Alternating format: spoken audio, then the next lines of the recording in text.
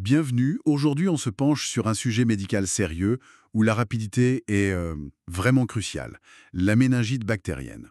On s'appuie sur une documentation assez détaillée qui explore les causes, les symptômes à ne pas manquer et bien sûr comment s'en protéger. L'idée, c'est de bien saisir ce qui se cache derrière cette maladie, de savoir repérer les alertes et surtout de connaître les gestes de prévention. C'est une vraie urgence, on le redit. Absolument. Pour faire simple, la méningite bactérienne, c'est une inflammation des méninges, vous savez, les fines membranes qui enveloppent le cerveau et la moelle épinière, et cette inflammation est causée par des bactéries. C'est une situation qui ne souffre aucun délai. D'accord. Et ces bactéries, qui sont-elles exactement? Le document dit qu'elles varient. C'est ça. Elles ne sont pas les mêmes selon l'âge de la personne touchée. Chez les tout petits, les nourrissons, on trouve souvent le streptocoque du groupe B, E. coli ou encore Listeria monocytogène. Pour les enfants plus grands et les adultes, les coupables les plus fréquents, ce sont Neisseria meningititis qu'on appelle le méningocoque et Streptococcus pneumoniae, le pneumocoque. Il faut aussi mentionner Haemophilus influenzae type B, le fameux Hib. Mais celui-là, honnêtement, on le voit beaucoup moins chez les enfants maintenant, Ah oui? Et pourquoi ça? grâce à la vaccination. C'est un des grands succès de la vaccination infantile, vraiment. Impressionnant. Mais comment ces bactéries réussissent-elles à atteindre les méninges? Cet endroit si protégé. Alors, le chemin le plus classique, c'est par le sang. Les bactéries circulent dans le corps et finissent par traverser la barrière qui protège le cerveau. Parfois, ça peut aussi venir d'une infection juste à côté, une infection ORL, comme une sinusite ou une otite qui s'aggrave. Et plus rarement, suite à un traumatisme crânien, une fracture par exemple, ça peut créer une porte d'entrée directe. D'accord.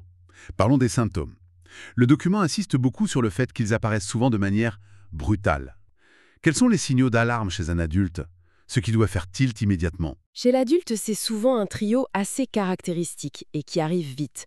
Une fièvre qui monte d'un coup, très haute, des maux de tête mais vraiment intenses, insupportables. Et puis, le signe peut-être le plus connu, la raideur de la nuque. La personne ne peut pas pencher la tête en avant, toucher le torse avec le menton. Souvent, il y a aussi des nausées, des vomissements, une forte gêne à la lumière, ce qu'on appelle la photophobie, et parfois des signes plus inquiétants, comme de la confusion, une somnolence anormale, voire des convulsions. C'est un tableau assez clair, mais le piège, si j'ai bien compris, c'est que chez les bébés, c'est différent. Pas forcément ces symptômes-là. Exactement. Et c'est là qu'il faut être très vigilant. Chez un nourrisson, les signes sont plus trompeurs. Il faut s'alerter devant une fièvre, bien sûr, mais aussi parfois une température trop basse, une hypothermie. Surtout un changement de comportement. Un bébé qui devient soit très grognon, irritable, qui pleure sans arrêt d'un cri aigu, soit au contraire qui est anormalement endormi, difficile à réveiller. Le refus de boire ou de manger est aussi un signe important.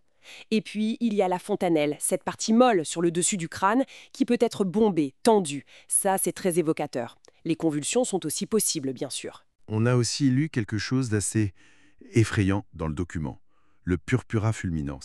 Rien que le nom. Oui, et c'est absolument crucial de savoir le reconnaître. Le purpura fulminans, ce sont des taches sur la peau.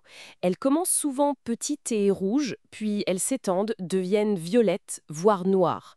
La caractéristique clé, c'est qu'elles ne disparaissent pas quand on appuie dessus avec un verre transparent, par exemple, contrairement à beaucoup d'autres éruptions. Si on voit ça, c'est le signe d'une infection très grave, souvent une septicémie à méningocoque. Là, il n'y a pas à hésiter une seconde, hein. C'est les urgences immédiatement. D'accord. Donc face à ces signes, que ce soit chez l'adulte ou l'enfant, on comprend bien l'urgence. Comment se fait le diagnostic et le traitement? J'imagine qu'il faut aller très vite. C'est une véritable course contre la montre. Pour le diagnostic, l'examen fondamental, c'est la ponction lombaire. On prélève un peu de liquide céphalorachidien pour l'analyser et chercher la bactérie.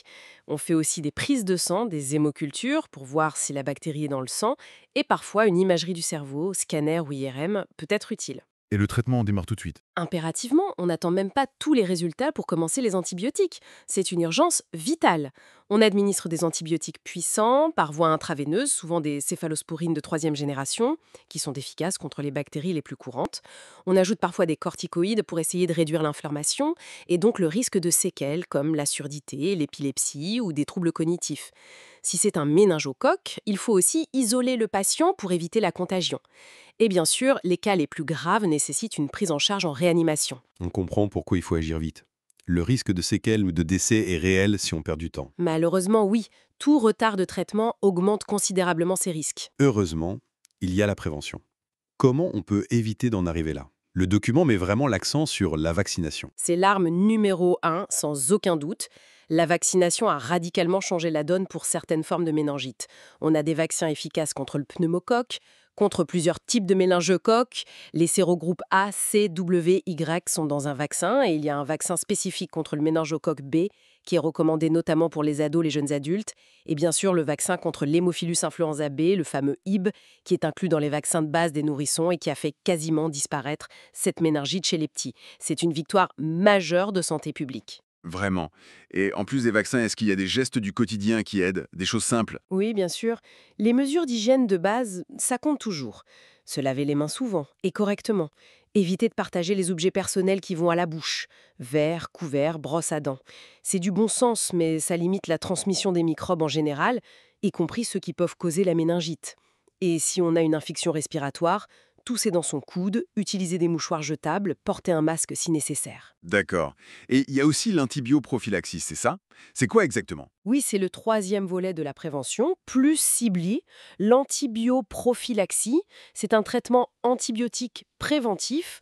On le propose aux personnes qui ont été en contact très proche et répété avec un malade atteint de méningite à méningocoque ou parfois à hémophilus.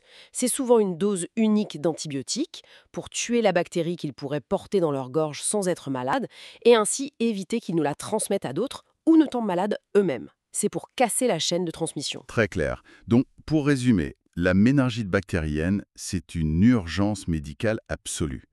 Il faut connaître les signes, surtout leur apparition brutale, et réagir très vite.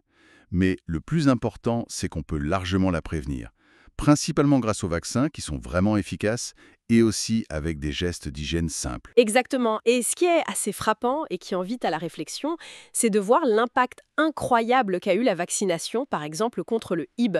Ça a pratiquement éliminé une cause majeure de méningite chez l'enfant. Ça nous amène à nous interroger sur quelle serait l'évolution future de ces maladies si on arrivait à améliorer encore la couverture vaccinale pour le méningocoque B, par exemple, et à l'inverse, quel danger nous guetterait si la confiance dans les vaccins diminuait. Ça montre bien à quel point la protection collective dépend des choix et de la vigilance de chacun. C'est une responsabilité partagée en quelque sorte.